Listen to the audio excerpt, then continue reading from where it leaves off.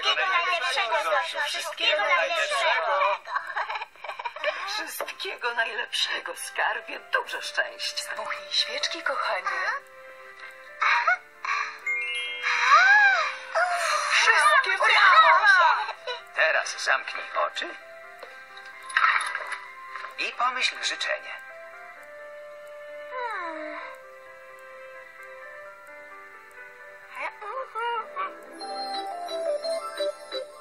Już mam! Hurra! O czym sobie pomyślałaś? Nie mogę powiedzieć, bo się nie spełni. A, już wiem! Chcesz pójść do wesołego miasteczka, zgadłam? Zgadłaś. Felix! Nieważne, twoje życzenie już się spełniło, bo razem pójdziemy do wesołego miasteczka. Ubierajcie się szybko. Za 10 minut wychodzimy. Wychodzimy. Zosiu, Tak, mamo? mam do ciebie jedną prośbę. Słucham. Karuzela czeka, wzywa nas z daleka. Hej, hopsata, jak ona szybko mknie. Do zabawy.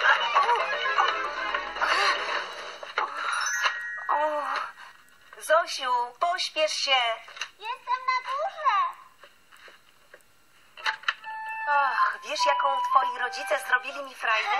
Jeszcze nigdy nie byłem w wesołym miasteczku. Mama mówi, że znowu się zgubisz. Dlaczego? Bo gubisz się za każdym razem, kiedy wychodzimy. Ale jakoś się znajduję. Tak, ale cała rodzina nic innego nie robi, tylko cię szuka. Dziś będzie inaczej.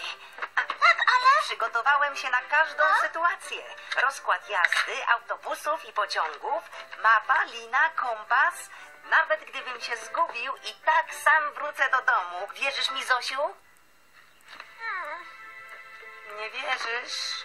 Och, Feliksie, ale to nie był mój pomysł. Słowo. Nie chcesz, żebym poszedł? O to chodzi? Wcale nie. Chcielibyśmy cię zabrać No to ruszamy. pod jednym warunkiem. Jakim?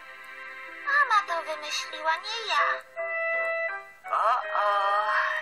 Ciarki mnie przechodzą. Musisz to nosić na szyi. Chyba sobie żartujesz.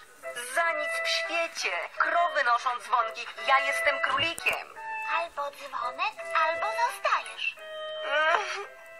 Nie. Feliksie! Nie włożę tego dzwonka. Felix ucieka! Łapcie go szybko! Za nim.